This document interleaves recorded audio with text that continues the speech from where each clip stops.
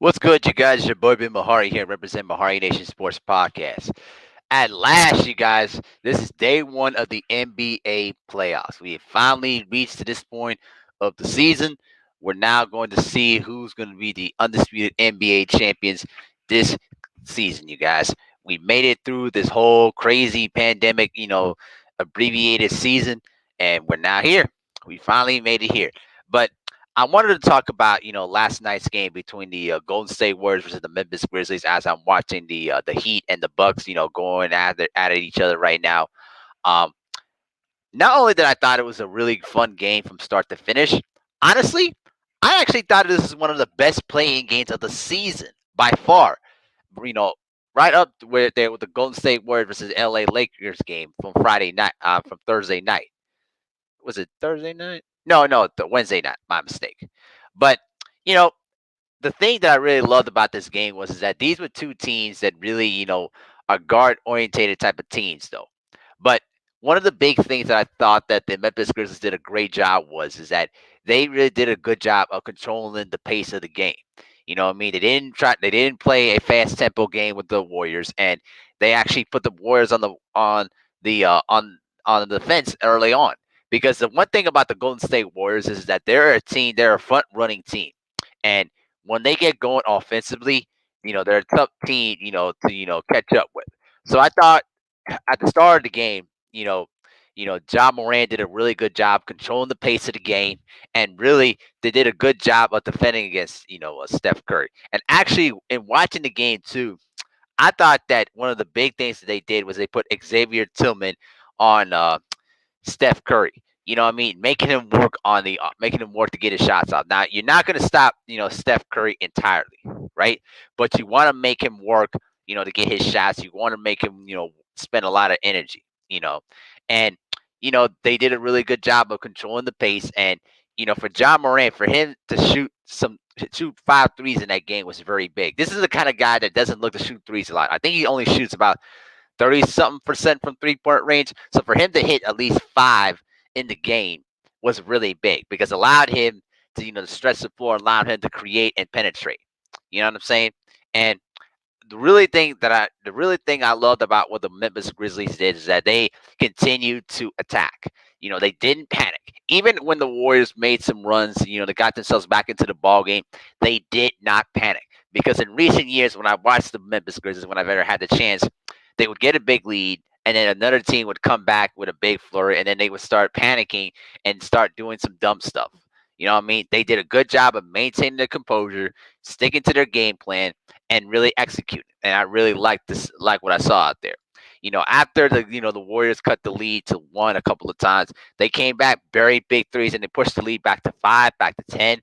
Even when the Warriors, came back with some flurries to send the game into overtime, you know, the war the Warriors could not get the necessary, momentum needed to get themselves in the lead for that long length of time. And also another thing too, in that last possession, at regulation with the Warriors, what I really like what the Grizzlies did is that they double teamed Steph Curry when he basically immediately crossed the half court line. They made him give the ball up and give it to Draymond Green. Now, I'm not gonna crap on Draymond Green because he's taken a lot of criticism over the years, but he didn't. He really had a really good, efficient game with his triple double and all that stuff. But the thing that I don't like about with Draymond is that when it comes down to the big pressurized moments, he sometimes does not make the best decisions. And in that last possession there, he had a wide open free throw shot that all he had to do with 2.8 seconds left on the clock. All he had to do was just take his time, pull up and hit and try to hit that free throw line jumper to win the game. But instead, he panicked and tried to go for a floater, which isn't in his offensive, repertoire, and it missed completely. I think what he was trying to do was that he was trying to set up a lob pass, maybe for Joel and Poole or something like that, but there was nobody there to throw the pass to. And so he could have just stepped up, took the mid-range jumper, and he's good at making those kind of shots. It's not like he's a bad shooter or anything, but he didn't take that kind of shot that presented himself, and he took a really bad, low percentage shot at that, and we go to the overtime. And give credit to the Memphis Grizzlies in terms of their role players. Dylan Brooks, Grayson Allen, who hit two big threes in that overtime that really, you know, gave some much needed momentum. You know what I'm saying? And then Ja Morant closing out the show with that big 3-pointer, in the final seconds of overtime that really clinched the game for the Memphis Grizzlies. They did it. They pretty much wanted the game more than the Warriors did, and it's not like the Warriors didn't compete and all. They basically just played from behind the whole game, and that's the issue when you're a front running team, because sometimes if you don't have the necessary juggernaut of offensive scores to get you back into the ball game, you're going to struggle to try to get back to try to get themselves ahead, even when you make a big flurry and all that. So congratulations to the Memphis Grizzlies. They're in the playoffs. Now this is going to lead the Golden State Warriors with some major questions. Who's going to stay, who's going to leave. You know, I think the trade for Kelly Oubre, it's not necessarily a good fit for them. And Kevon Looney, you know, listen, he's basically a veteran and basically has been there for a long time, but he really didn't do that much in the entire game too. And so that's going to be the major question. Now the big question for me is going to be on the coaching hot seat. Do I is does Steve Kerr deserve another chance to stay with the current team what the Warriors have right now? There's certainly a lot of different coaches are on the hot seat right now, but I want to ask you guys in the comment section below. Do you think that this is the time for the Golden State Warriors to part ways with Steve Kerr or give him one more chance? Now, granted, he hadn't had much to work with, this year, but still, Steph Curry is an MVP candidate. Draymond Green has been having another, stellar season. You know what I mean?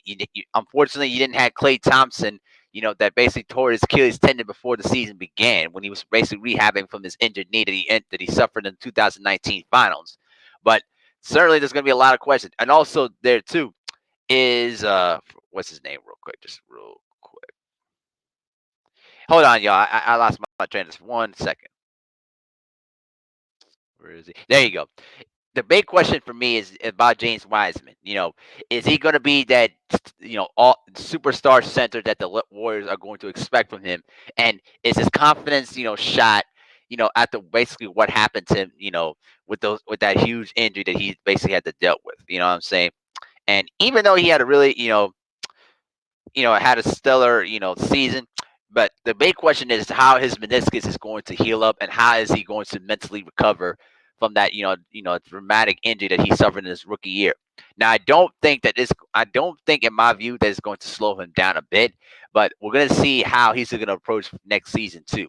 Certainly, there's going to be a lot of questions about the Warriors heading into next year. They have to make the playoffs next year because I think what they need is that they need another veteran point guard off their bench to really, settle the second unit down. Because to me, once you get through Steph Curry, they had nobody else, in terms of their bench that they can go to try to run the team. And so I think that having some veteran guys like in the backcourt could help. Getting another key scorer on the forward position, that could help them too as well. There's certainly going to be a lot of questions about the Warriors into the offseason. Are they going to trade Kelly Oubre, during the draft, during the offseason, or are they going to trade him during the trade deadline next year and get somebody, of higher value? So we're going to see. There's going to be a lot of questions about the Warriors this year, but salute to the Memphis Grizzlies. It was a great win for them. They're finally in the playoffs against the Utah Jazz. They're going to play, I think, tomorrow.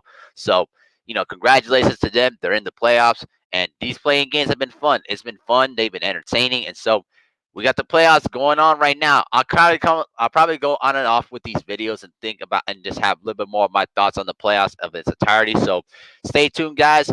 We're gonna be set for another journey to decide an NBA champion. All right, y'all. Peace.